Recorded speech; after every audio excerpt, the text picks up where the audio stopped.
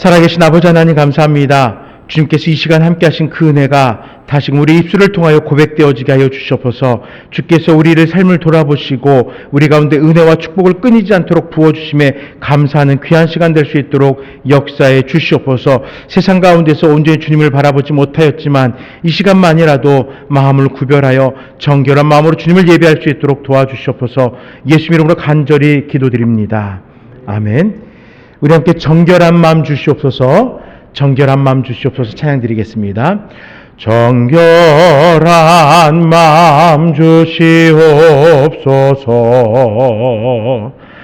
오 주님,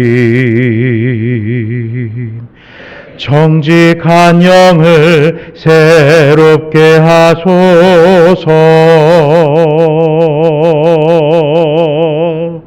정결한 마음 주시옵소서. 오 주님, 정직한 영을 새롭게 하소서. 나를 주님 앞에서 멀리하지 마시고 주의 신령을 거두지 마옵소서. 그 구원의 기쁨 다시 회복시키시며 변치 않는 마음 내 안에 주소서. 정결한 마음 주시옵소서. 정결한 마음 주시옵소서. 오 주님, 정직한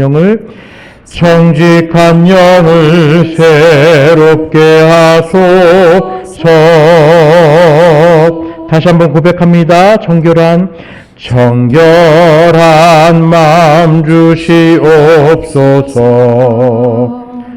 오 주님,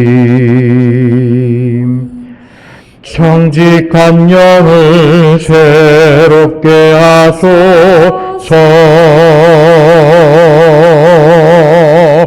나를 주님 앞에서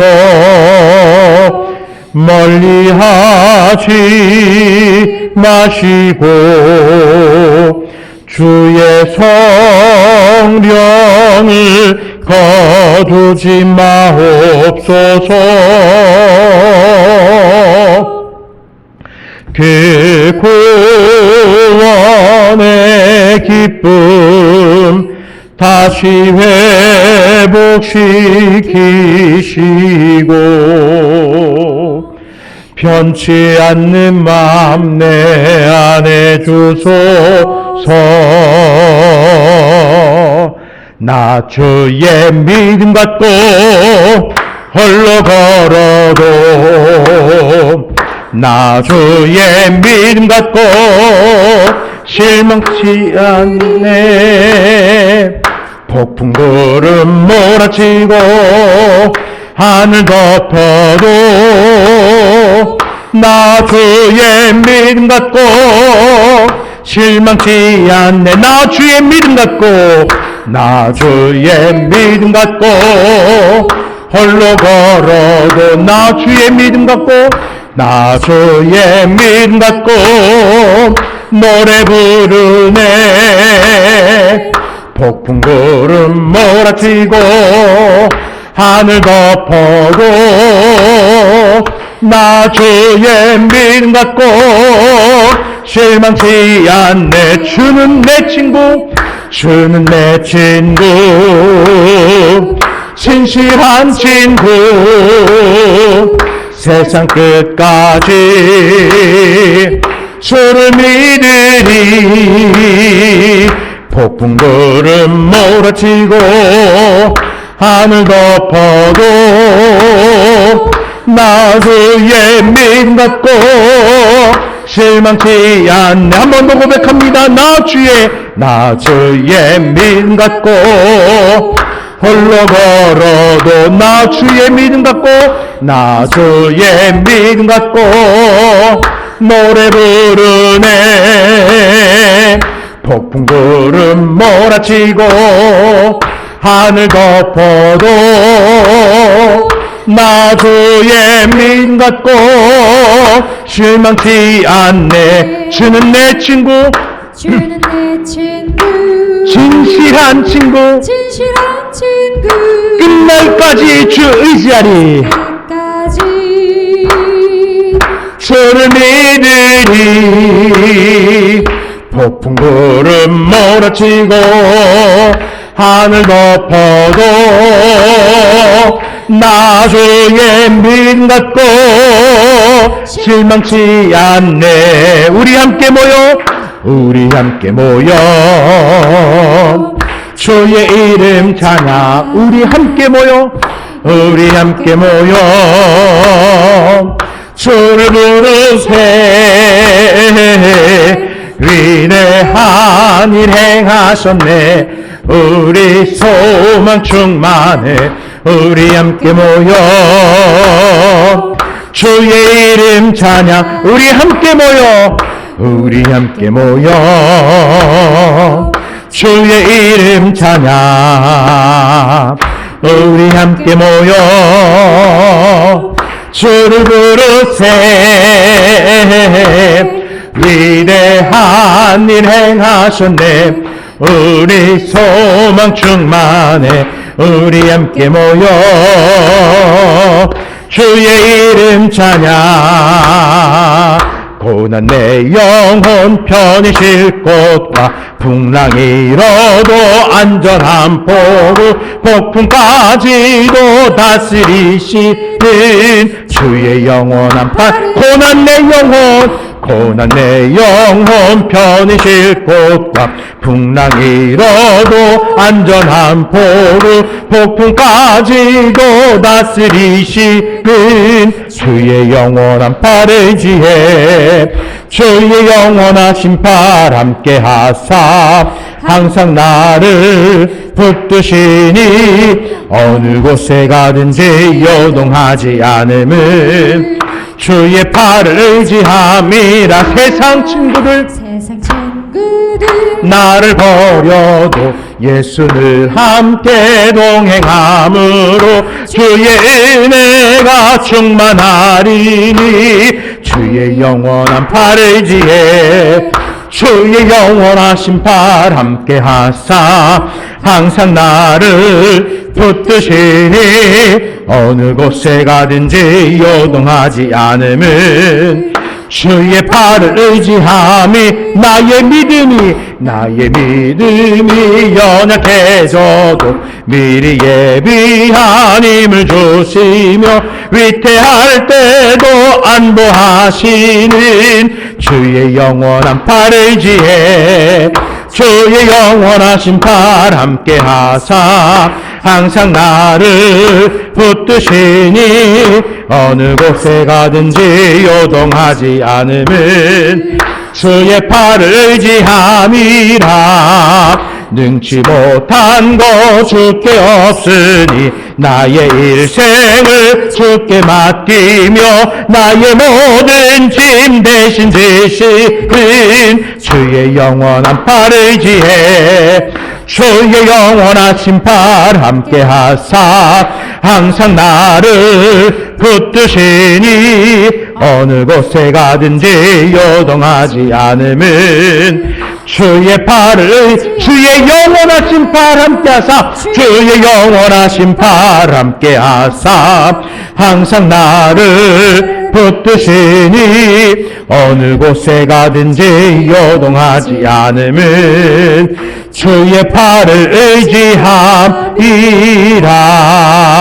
의지함이라.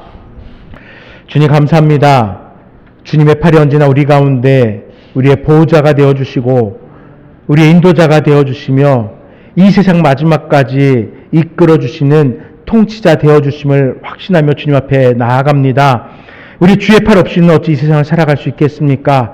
끊임없이 우리에게 다가오는 유혹으로 인하여서 우리의 두 발걸음을 온전히 서지 못하고 좌절하고 헛된 길로 행할 터인데 주께서 우리와 함께 하셨기에 이 고단한 삶 속에서도 주님께서 우리를 붙들어 주셨기에 주님의 그 구속하심을 따라 나아갈 수 있었습니다. 이 시간 그 구원의 은혜를 진심으로 기뻐하며 찬양하며 예배하길 원하오니 이 예배를 주님 기뻐받아 주시옵소서.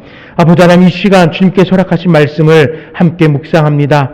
그 말씀 속에서 주님 만나주시고 그 말씀의 교훈이 무엇인지 우리로 깨달을 수 있는 지혜와 또 그 교훈을 따라 살겠노라고 하는 결단이 있게 하여 주시옵소서. 모든 것을 주께 맡겨드리오며 예수 이름으로 간절히 기도드립니다. 아멘.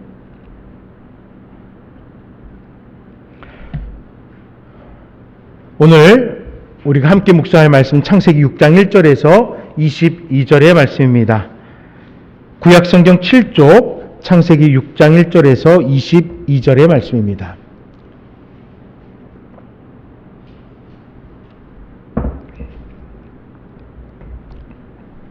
창세기 6장 1절에서 22절 한 절씩 교독하도록 하겠습니다.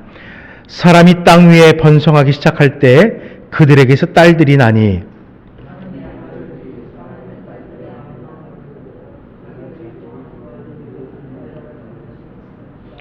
여호와께서 이르시되 나의 영이 영원히 사람과 함께하지 아니하리니 이는 그들이 육신이 됨이라. 그러나 그들의 날은 120년이 되리라 하시니라.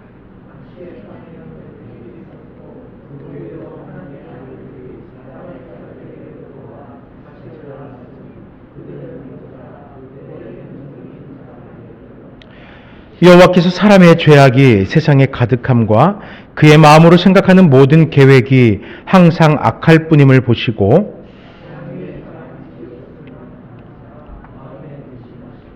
이르시되 내가 창조한 사람을 내가 지면에서 쓸어버리되 사람으로부터 가축과 기는 것과 공중의 새까지 그리하리니 이는 내가 그것들을 지었음을 한탄함이니라 하시니라. 이것이 노아의 족본이라. 노아는 의인이요 당대의 완전한 자라. 그는 하나님과 동행하였으며 그때 온 땅이 하나님 앞에 부패하여 포악함이 땅에 가득한지라.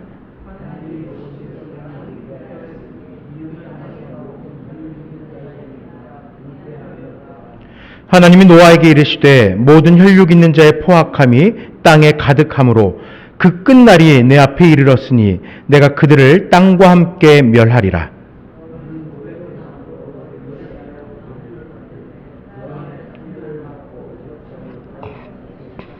내가 만들 방주는 이러하니 그 길이는 300규빗, 너비는 50규빗, 높이는 30규빗이라.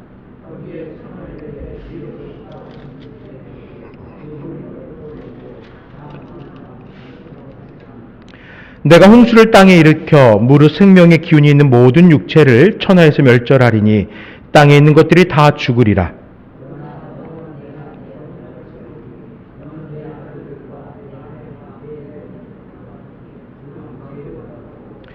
혈육 있는 모든 생물을 너는 각기 암수 한 쌍씩 반주로 이끌어들여 너와 함께 생명을 보존하게 하되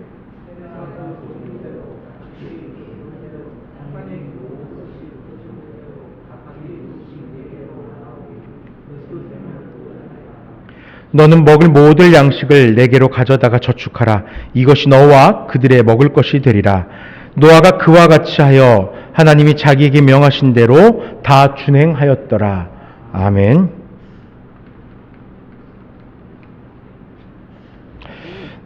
오늘 창세기 6장의 말씀을 가지고 함께 살펴보려고 합니다. 역사라는 것, 우리의 많은 관심사 가운데 하나일 것입니다. 그런데 이 역사를 관심 가지고 인류 문명의 발전을 따라오다 보면은 한 번쯤 부딪히는 딜레마가 있습니다.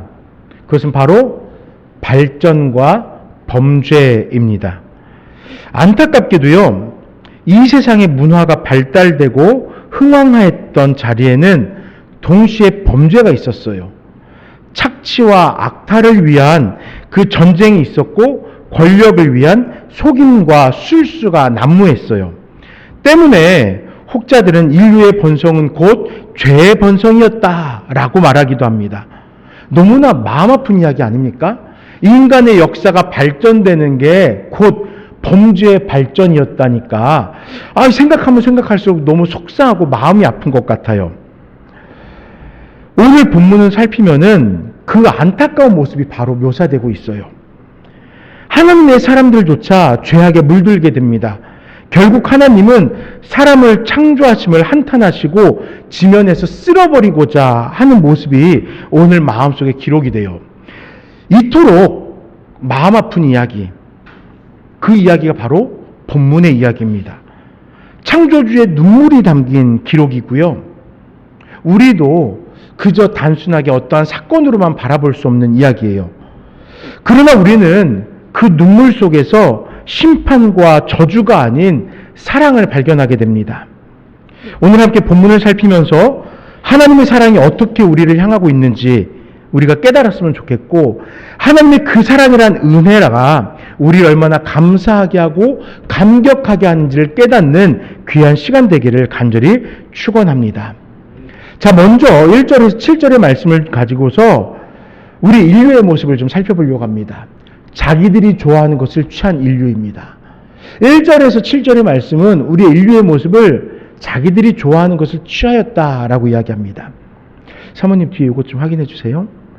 창세기 5장을 살피면서 인류가 지구라는 피조 공간에서 어떻게 번성하는지를 살펴보았습니다. 아담 이후의 계보를 통해서 장수하며 하나님의 아들들로서, 즉 하나님의 백성이며 하나님을 향한 예배자로서 이 지구를 채워왔던 것이에요. 지난 2주간 창세기 4장과 5장을 살피면서 우리가 만난 사람이 하나 있는데 에노스라는 사람입니다.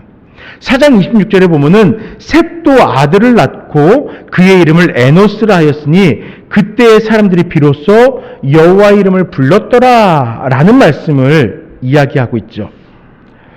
아마 이 말씀을 통해서 우리가 깨달을 수 있는 것은 앞서서 살펴보았듯이 이 에노스라는 사람의 삶의 모습이 바로 모범적인 예배의 모습이었을 것이다 라고 생각해 볼 수 있는 거예요. 그리고 셋의 자손 에노스부터 계속해서 인류가 흥왕하였다라는 기록이 바로 5장에 기록되는 것입니다. 그리고 나서 6장 1절 말씀을 보니까 사람이 땅 위에 번성하기 시작한 때 그들에게서 딸들이 나니 라고 이야기함으로써 지금껏 하나님을 예배하는 자들의 모습을 기록하고 있던 모습에서 갑자기 분위기가 달라지고 있음을 살펴볼 수가 있습니다. 창세기에서는 번성에 관하여서 매우 중요하게 다루기 때문에 이 번성, 누구나 자손의 번성을 이야기하는 것은 사실은 매우 중요한 사건이에요. 그런데 이 중요한 사건, 창세기에서 번성에 관해 이야기하는 특별한 사건, 이것에 갑자기 변화가 나타나는 것이에요. 하지만 이 번성을 얘기하면서 아들과 딸의 상징을 살피면은 사람들이 땅 위에 번성할 때 딸들이 낳다는 표현은 우리를 염려스럽게 하는 표현이 될 것입니다. 무슨 말이냐면요, 2절에 하나님의 아들들이라는 표현을 신학자들은요 여러 가지 뜻으로 해석을 합니다. 지난 수천 년간 이 창세기의 6장의 말씀을 바라보면서 하나님의 아들들에 대해서 여러 이야기들을 해왔는데요, 칼빈을 비롯한 여러 성경의 신학자들, 특히 보수적이고 정통성을 지향하는 신학자들, 그리고 한국 교회는요 이 하나님의 아들들을 어떤 사람들로 얘기하냐면요 아담의 후손들이라고 이야기합니다. 즉 하나님의 아들들은 아담의 후손, 다시 말하면은 새 자손 에노스 때에 하나님을 부르짖었다 했던 그 예배하는 자들을 하나님의 아들들이라고 이야기하는 거예요. 자, 그렇다면은 사람의 딸들은 어떤 후손일까요?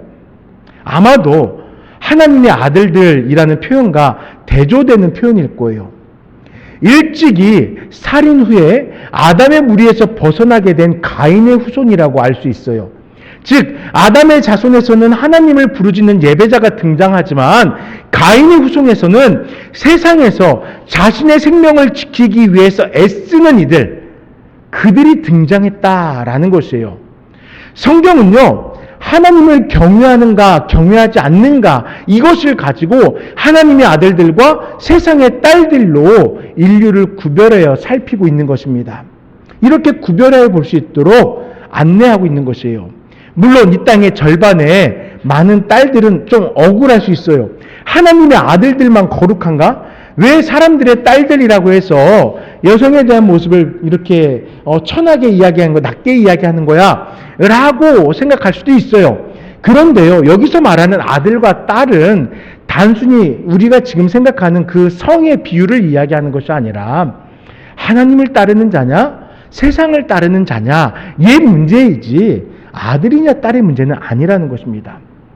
왜 이렇게 구분해서 하나님의 아들과 세상의 딸들을 이야기하는 것일까요? 무슨 이유로 이렇게 구분지어 놓은 걸까요? 비록 아담의 범죄로 인하여서 하나님의 질서가 훼손되었어요. 그럼에도 하나님은 인류를 사랑하셨고 인류의 번성을, 하나님의 질서를 따르는 이들의 번성을 소망하셨기 때문이에요. 그래서 하나님을 따르는, 하나님을 예배하는 셋과 에노스의 자손들을 통해서 하나님의 통치 질서가 다시 훼손되지 않고 하나님을 예배하는 그 가운데에서 은혜와 축복이 넘쳐나길, 이들이 번성하길 원했던 것입니다. 그런데 하나님의 질서가 삶의 기준이 되어야 될 이 하나님의 아들들에게 안타까운 변화가 나타납니다. 우리 2절의 말씀을 함께 읽어보겠습니다. 2절입니다. 하나님의 아들들이 사람의 딸들의 아름다움을 보고, 아멘. 자, 무엇이라고 기록하고 있습니까? 하나님의 아들들의 판단 기준이 변하고 있다는 것이에요. 하나님의 질서가 우선되는 게 하나님의 아들들이거든요. 그런데 지금 그들의 우선순위가 변화되고 있다는 거예요. 하나님의 질서가 아니라 아름다움을 보고 여인을 취하는 것으로 그들의 기준이 변하고 있다는 것이에요. 안타깝게도 본문을 통해서 확신할 수 있어요. 지금 판단 기준이 분명하게 변했습니다. 하나님의 질서에서 사람의 눈이 만족할 수 있는 아름다움으로 변한 것이에요. 내 마음을 만족시키는 것으로 변한 것이에요. 3절을 살피면은 여호와께서 이르시되 나의 영이 영원히 사람과 함께하지 아니하리니 라고 말씀합니다. 즉 하나님의 질서란 하나님의 영이 항상 함께하는 삶이에요. 하나님의 영이 함께함으로써 우리의 인생이 하나님의 질서를 따라 살아갈 수 있는 거예요. 그런데 아담의 후손들이 어떻게 했습니까? 잘 예배하던 이들이 어느 순간 조금씩 변화되기 시작했어요. 하나님의 질서를 떠나서 자신의 소견에 옳은 대로 내 마음을 만족시킬 수 있는 것을 향하여 따라 나가기 시작한 거예요. 하나님의 통치를 받고 하나님과 교제하고 모든 삶을 통하여 하나님을 예배하는 삶이 하나님의 아들들이 삶이 되어야 되는데, 이것이 하나님의 질서에 속한 삶이 되어야 되는데 그들이 지금 변화되고 있는 거예요. 딸들의 아름다움을 보고 자기들이 좋아하는 모든 여자를 아내로 삼는 그 순간부터 인류는 더 이상 하나님의 영을 의지하지 않게 되었습니다. 하나님이 영이 함께한다는 것은 하나님을 주권자로 깨닫고 하나님을 예배할 수 있는 결단이 됩니다. 하나님의 영은 사람들로 하여금 창조주의 질서를 따라서 세상을 따라 살아가도록 규범이 되는 거예요. 하나님이 중심이 돼서 세상을 바라보게 하는 거예요. 그러나 이 강력한 질서를 스스로 거부한 인간들은 하나님의 질서가 아닌 생존의 질서에 붙잡힌 가인의 후손들과 혼인을 맺고 하나님의 영에 지배받기보다 소유하고 생존하기 위한 본능에 더욱 사로잡히게 되었다라는 것이에요. 그래서 그들의 모습을 5절은 이렇게 묘사합니다. 여호와께서 사람의 죄악이 세상에 가득함과 그의 마음으로 생각하는 모든 계획이 항상 악할 뿐임을 보시게 됐다는 거예요.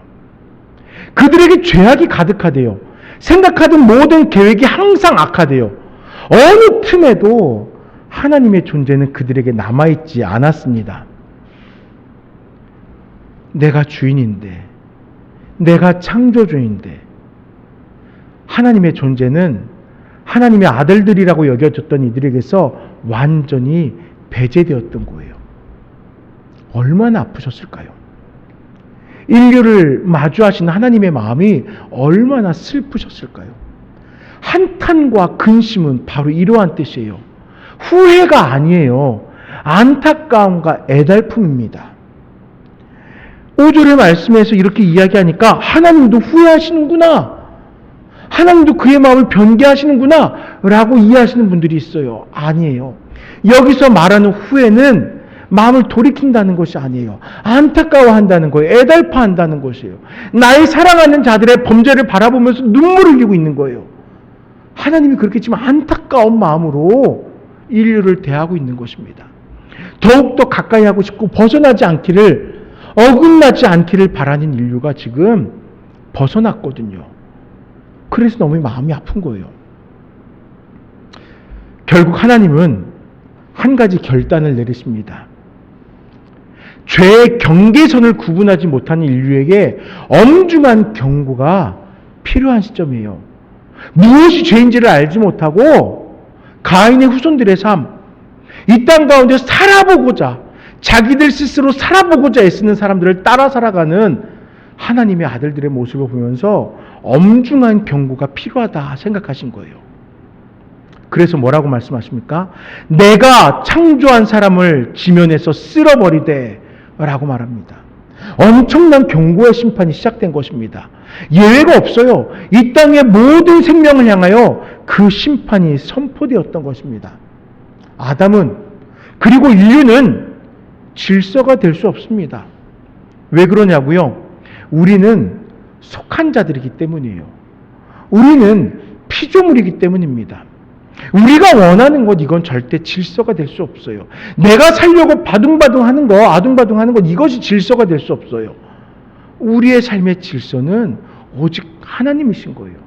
하나님의 질서에 속해서 하나님의 은혜로 이 세상에 하나님의 피조물을 다스리며 살아갈 특권을 얻은 것이지, 우리는 결코 질서가 될 수 없습니다. 그런데 가인의 후손들은 내가 살아보겠노라고 하는 그 마음으로, 그 본능으로 자기들이 질서를 정하고 있어요. 하나님 없이 내가 살아보겠다고. 그런데 그렇게 따라가고 있습니다.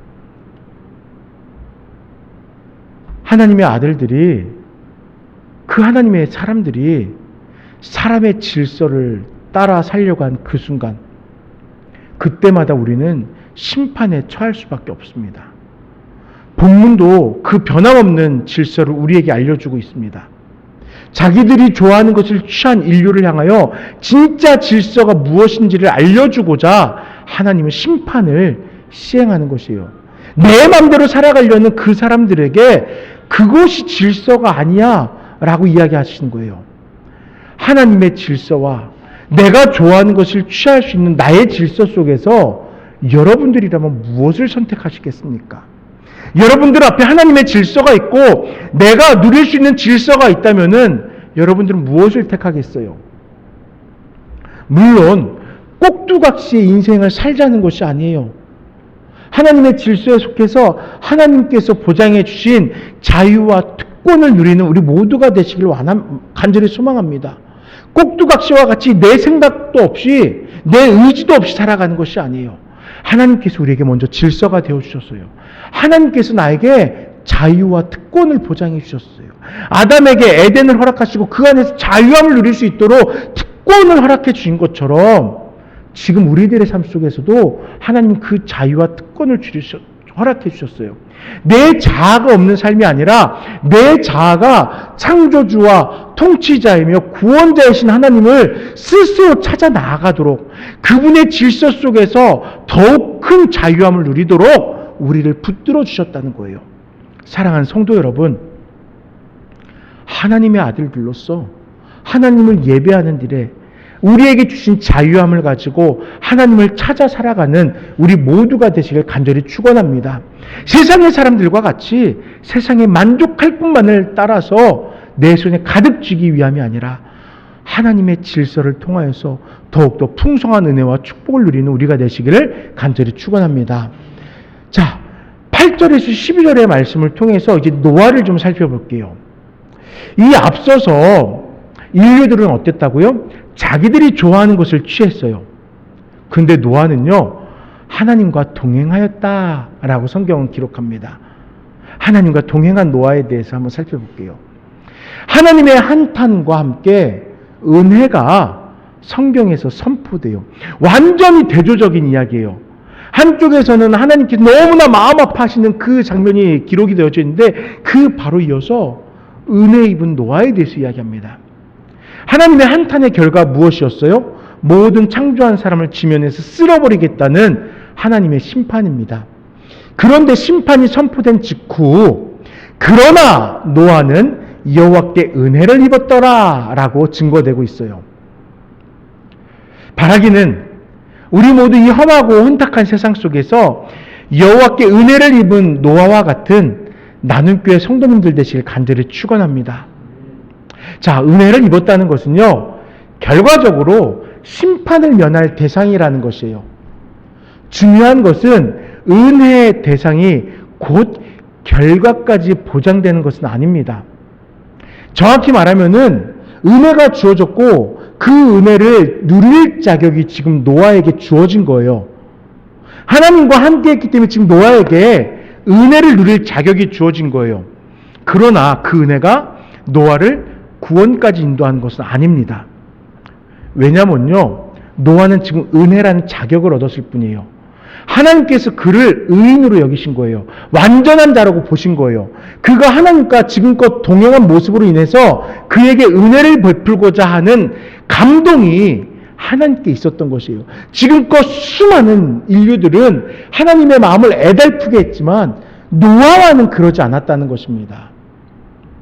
그래서 본문은 노아가 살아왔던 삶을 더 자세하게 묘사하기 위해서 의인이었고 완전한 자였으며 또한 하나님과 동행하였다고 묘사하면서 더불어 당시의 세상이, 즉 온 땅이 부패하였고 포악함이 가득하였고 도저히 소망이 없는 땅이었다라고 우리들에게 설명하는 거예요.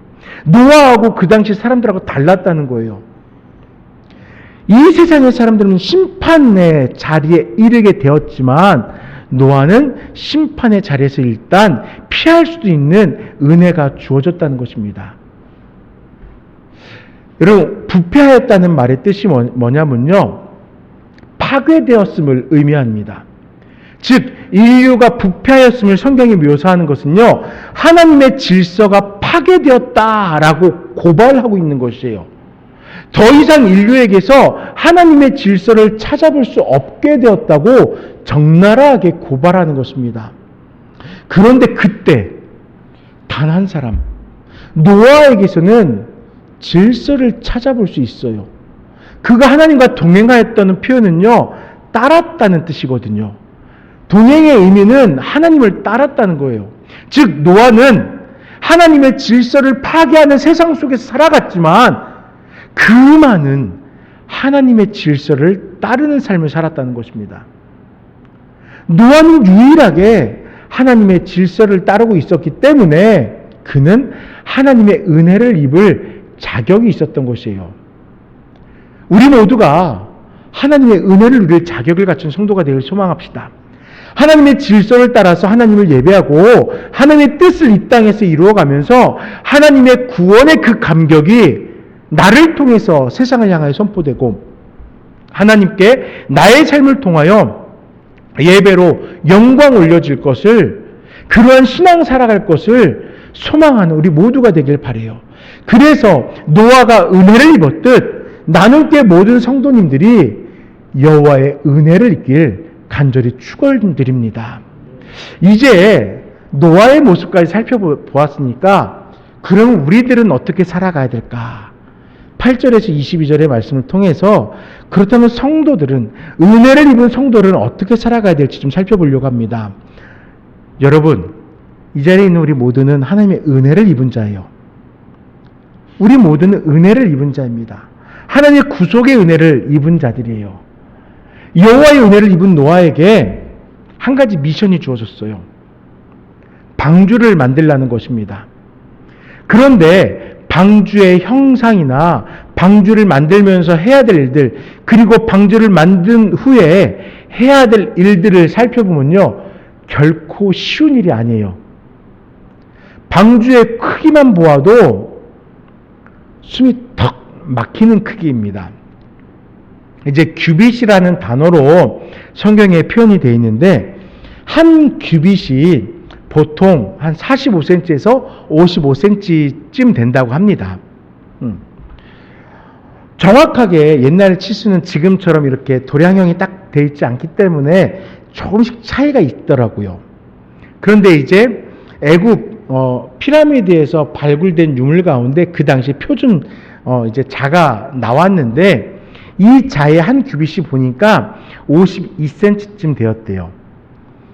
뭐 노아의 홍수 이후에 피라미드가 만들어질 때까지도 꽤 많은 시간이 지났기 때문에 그건 역시도 정확치는 않겠지만 대략 50cm로만 살펴도 얼마나 큰 모양을 갖추게 되냐면요, 이 배가 300규빗, 적어도 길이가 150m는 좋게 됩니다. 150m.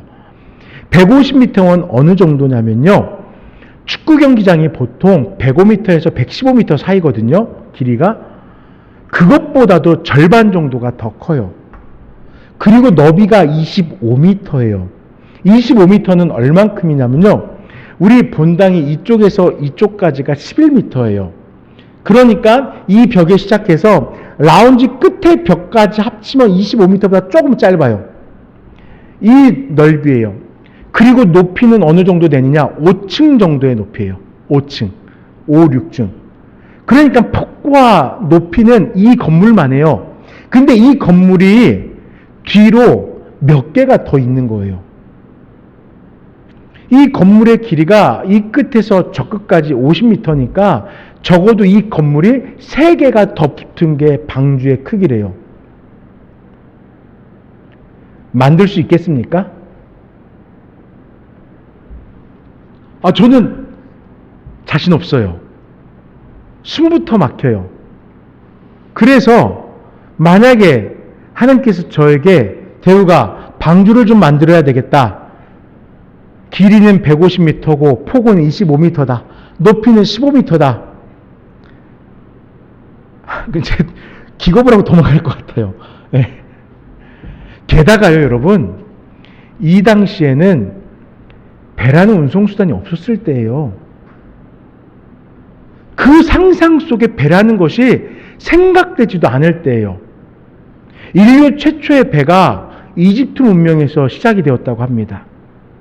그 이전까지는 통나무를 붙들고 뗏목으로 이렇게 하던 것이 배의 모습이었던 거예요. 공간이 없었던 거예요. 그런데 이집트 문명에 가서 파피루스를 엮어서 물에 뜨게 하고 공간을 만들어서 사람이 탔다는 거예요. 그러니까 노아는요, 상상이 안 돼요. 도대체 이게 무슨 모양이야? 도대체 어떻게 만들라는 거야? 도저히 알 수 없었어요. 상상 속의 물체를 만들어야 하는 겁니다. 그러니까 노아에게는 미션 임파서블이었어요. 불가능한 미션이었어요. 그런데 하지만 노아는 불가능을 가능으로 만들었습니다. 우리 함께 22절을 읽어보겠습니다. 노아가 그와 같이 하여 하나님이 자기에게 명하신 대로 다 준행하였더라. 아멘. 본문에 보니까 노아가 하였다, 준행하였다 라고 설명합니다. 의문과 불신이 아니에요. 순종을 의미하는 거예요. 명령을 받은 대로 그 명령을 행했대요. 그렇다면 이 믿음과 순종의 처음은 어디냐면요, 우리 13절 한번 같이 읽어보겠습니다. 13절입니다. 하나님이 노아에게 이르시되 모든 혈육 있는 자의 포악함이 땅에 가득함으로 그 끝날이 내 앞에 이르렀으니 내가 그들을 땅과 함께 멸하리라. 하나님이 먼저 말씀하셨어요. 주권자가 자신의 특별한 계획을 피조물에게 공유하고 있는 것이에요. 말하지 않으셔도 돼요.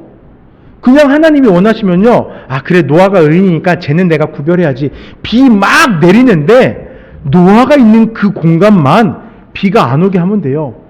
물이 막 범람에 올라가고 있는데 노아가 있는 그 땅만 물로 벽이 쌓이게 해서 지켜주시면 돼요. 그런데 하나님은 그렇게 안 하셨어요. 노아에게 먼저 내가 심판할 거야 이야기하십니다. 그리고 이 심판 속에서 내가 너를 어떻게 살릴 것인지 순종을 요청하는 미션을 부여하신 거예요.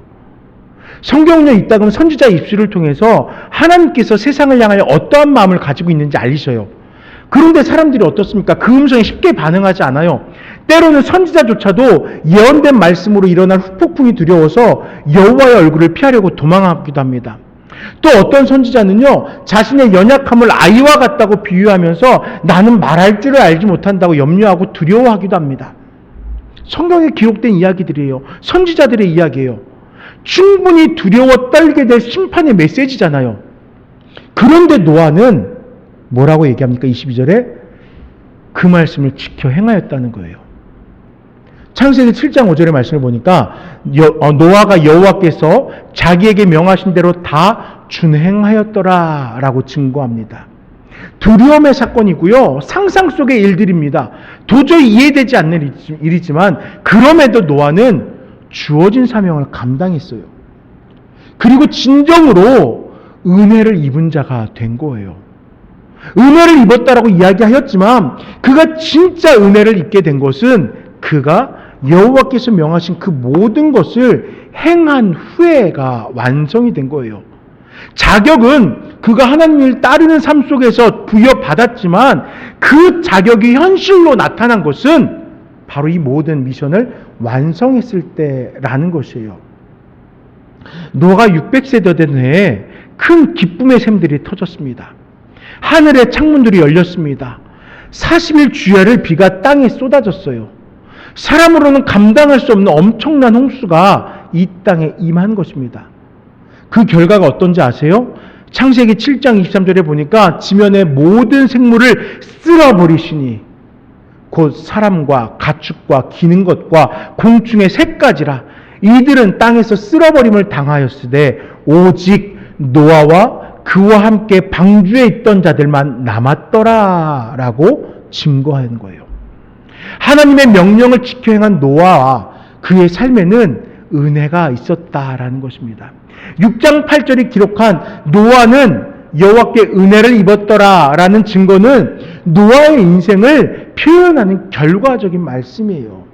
노아가 은혜를 입을 만한 그런 자격이 있었지만 결과적으로 6장 8절은 그 과정을 이야기한 것이 아니라 노아의 그 모든 인생을 살핀 후에 자격이 있었고 그 자격을 소중히 여겨서 하나님의 말씀하신 대로 그가 준행하였기 때문에 그가 은혜를 입은 자가 되었습니다 라고 결과를 이야기하는 거예요. 그렇다면요 여러분, 우리는 지금 자격은 있어요. 왜 우리가 자격이 있을까요? 예수 그리스도의 그 십자가의 구속하심으로 우리는 구원받았다라는 그 자격이 있어요. 그런데 그 자격만으로 살아가는 것이 아니에요. 우리는요 매일매일의 삶을 통하여서 노아가 그 은혜에 합당한 삶, 나를 구속하고자 나에게 허락하신 그 은혜를 따라 방주를 지은 것과 같이 우리는 매일의 삶 속에서 성화를 이루어가는 성도의 삶을 살아가야 된다는 거예요. 그게 은혜를 받은, 그 은혜의 자격을 받은 성도의 모습인 거예요. 제가 말씀을 통해서 반복해서 이야기하죠. 이미 이루어진 구원과 아직 이루어지지 않은 구원에 대해서 이야기합니다. 우리는 구원받은 성도예요. 그 구원에 합당한 삶을 살아가서 마지막 때에 하나님의 품에 안기는 그것이 구원의 완성이라는 거예요. 그렇기 때문에 지금 우리는 이 구원의 여정을 살아가야 돼요. 홍수가 오기까지 노아는 게을리하지 않고 방주 짓는 일에 최선을 다했던 것과 같이 우리들도 방주를 짓는 노아의 심정으로 매일매일의 삶을 그 은혜에 걸맞는 삶을 살아가야 된다는 것이에요. 노아의 인생은 은혜를 입었더라 라는 그 하나님의 은혜를 증거하는 인생이 되었습니다. 우리들의 인생은 이 세대 가운데에서 하나님의 은혜를 입고 살아가는 성도의 모습이 어떤 것인지를 보여줄 수 있어야 돼요. 우리에게도 노아와 같은 이런 소망이 있길 바랍니다. 내가 옳다고 열심을 가지고 신앙하지만 결국 우리 신앙의 목표는 하나님의 뜻을 이루어가는 삶이에요. 하나님께서 창조 때 허락하신 그 형상을 완전히 회복하여서 노아가 지난날 하나님을 예배하였던 열심으로 마지막 순간 말씀에 순종해서 방주를 짓고 결과적으로 은혜를 입은 것과 같이 우리들도 지금의 열심에 만족하지 않고 지금 나에게 명령하신 음성에 귀 기울이면서 나로 하여금 거룩하여지길 원하시는, 그 거룩함을 이루어가길 원하시는 그 하나님의 은혜에 함께하는 성도가 되어야 한다는 것이에요. 이것이 바로 하나님의 명령을 행하는 나눔교회 성도님들의 삶이 되어야 한다는 것입니다. 이제 말씀을 정리하겠습니다. 많은 성도님들이 자신의 만족을 위해서 신앙생활을 합니다. 우리의 구원자 되신 주께서 원하시는 신앙은 귀찮고 어려운 것으로 미뤄두고 내가 생각하는 거룩함과 신실함으로 신앙을 행합니다. 솔직하게 말씀드리면은 올해 2023년의 표어가 사실 그러한 우려에서 시작이 된 거예요. 우리 성도들의 삶을 바라보면서 열정과 열심은 있는데 그것을 통하여서 덕이 드러나야 되는데, 봐보세요. 너희도 영적인 것을 사모하는 자인즉 신앙의 열정을 가진 성도잖아 라고 묻는 거예요. 그렇다면 교회의 덕을 세우기 위해 살아가야지. 성경은 우리에게 그것을 요청하는데 교회의 덕은 생각하지 않고 무조건 내가 옳다고 여기는 것을만 가지고 그것이 거룩한 줄 알고 살아가는 성도의 모습을 보면서 너무 안타까웠던 거예요. 그래서 신앙의 열정으로 덕을 세우는 성도가 되자, 교회가 되자 이야기했던 거예요. 내가 생각하는 거룩함과 신실함으로 신앙을 행하는 것이 아니라 주께서 뜻하신 바를 이루어가는 성도가 되자라는 거예요. 노아는 어땠을까요? 노아도 하나님을 향한 열정이 있었던 사람입니다. 그리고 그의 열정은 순수하게 그리고 순전하게 하나님 뜻에만 초점 맞춰진 열정이 있었어요. 순도 100% 하나님을 향한 신앙인이었습니다. 때문에 성경은 그는 하나님과 동행하였으며 라고 우리들에게 선포하는 것이에요. 그리고 그 순종의 결과, 하나님 앞에 순전하게 살았던 신앙의 결과가 은혜를 입었더라 라고 증거되므로 우리의 신앙의 진정한 열정은 하나님의 은혜를 입기 위한 갈망이 되어야 한다라는 것을 교훈하고 있는 것이에요. 내가 만족하는 신앙이 아니라 하나님의 뜻을 이루어감으로써 하나님의 은혜를 입기 위한 갈망이 되어야 된다라는 것이에요. 사랑하는 우리 나눔교회 성도님들, 우리 함께 하나님의 은혜를 입기 위해서 간절히 바라며 살아갑시다. 노아와 같이 은혜를 입기 위해서 하나님의 뜻을 100% 믿음과 순종으로 이루어가는, 신앙에 나아가는, 기도하는 저와 모든 나눔교회 성도님들 되시기를 간절히 축원드립니다. 우리 이 시간 잠시 기도할 때에 아버지 하나님, 우리도 노아와 같이 되길 원합니다. 우리 노아와 같이 은혜를 입은 자입니다. 그 은혜가 우리의 삶 속에서 당연한 것이 아니라 완성되는 것 될 수 있게 하옵소서라고 기도하는 저와 모두가 되시길 간절히 바랍니다. 아버지 하나님, 우리에게 놀라운 은혜를 허락하여 주신 은혜를 감사합니다. 십자가에 구속하심으로 우리에게 변함없고 흔들림 없는 은혜를 주셨지만 우리는 그 은혜를 온전히 살아내지 못하고 이 세상 가운데서 나를 만족하며 내가 생각하고 내가 옳다고 여기는 나만의 질서를 만들어 신앙하려고 하였습니다.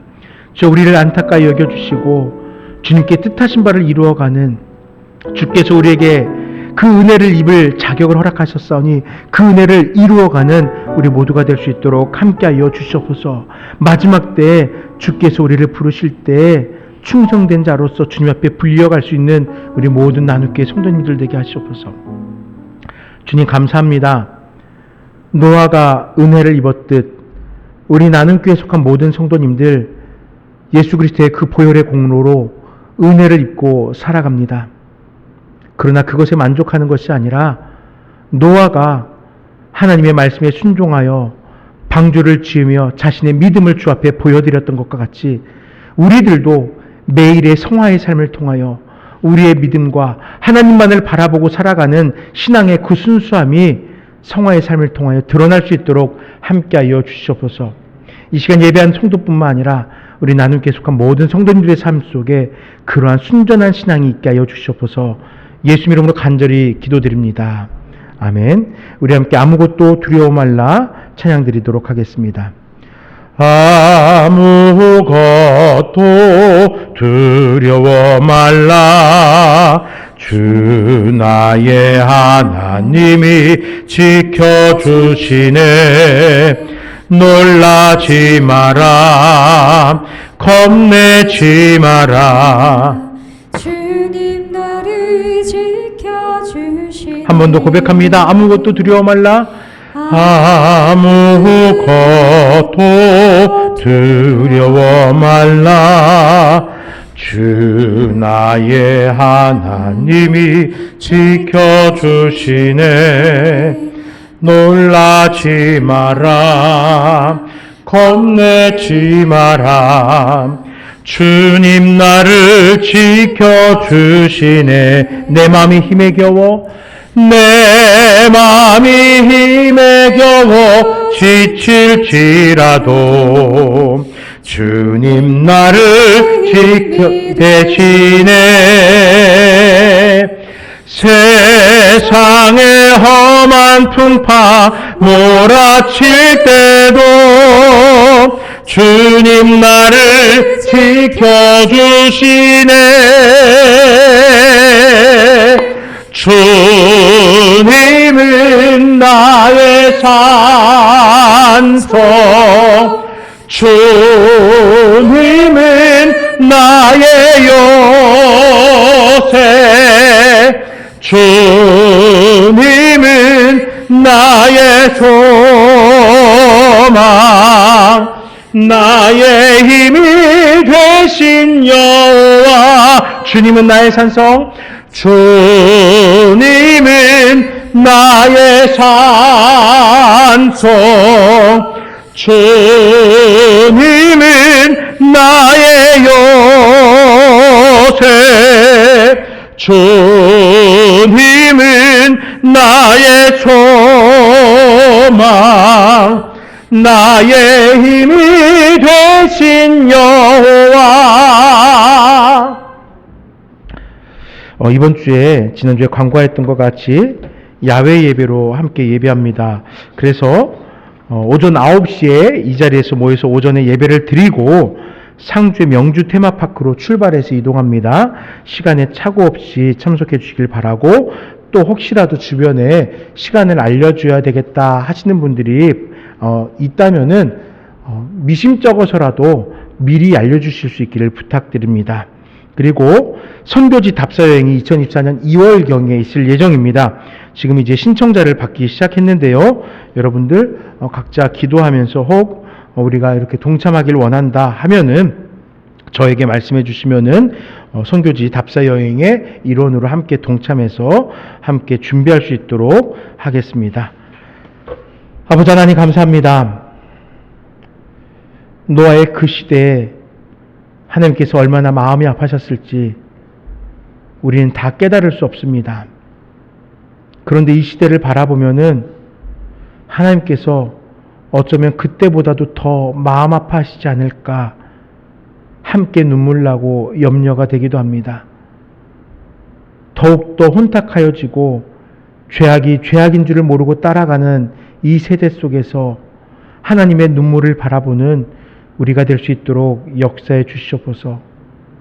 이 마지막 세대 가운데에서 하나님께서 노아에게 소망을 주셨듯 우리 나눔교회 성도들이 또 믿음으로 살아가는 이 땅의 모든 믿는 자들이 이 세대에 소망되게 하여 주시옵소서.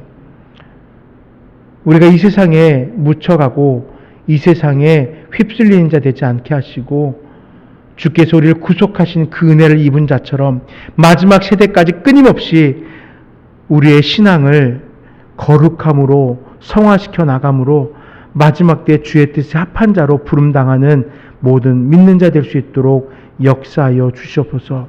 우리 어린 자녀들의 신앙이 특별히 더 주님 앞에서 흔들리지 않게 하시고 예수 그리스도의 그 보혈의 공로가 얼마나 귀하고 값진 것인지를 깨달으며 그 은혜를 따라 평생을 살아가겠노라고 결단하는 신앙이 우리 어린 자녀들에게서부터 있게 하여 주시옵소서. 모든 것을 주께 맡겨드리오며 예수 이름으로 간절히 기도드립니다. 아멘. 주 예수 그리스도의 은혜와 하나님의 사랑과 성령의 교통하심이 주께서 구속하여 주심에 감사하며 그 은혜를 따라 영원을 살아가길 소망하는 사랑하는 나누게 모든 성도들의 삶 속에 또 이 땅의 모든 믿는 자들의 삶 속에 영원토록 함께 있을지어다. 아멘.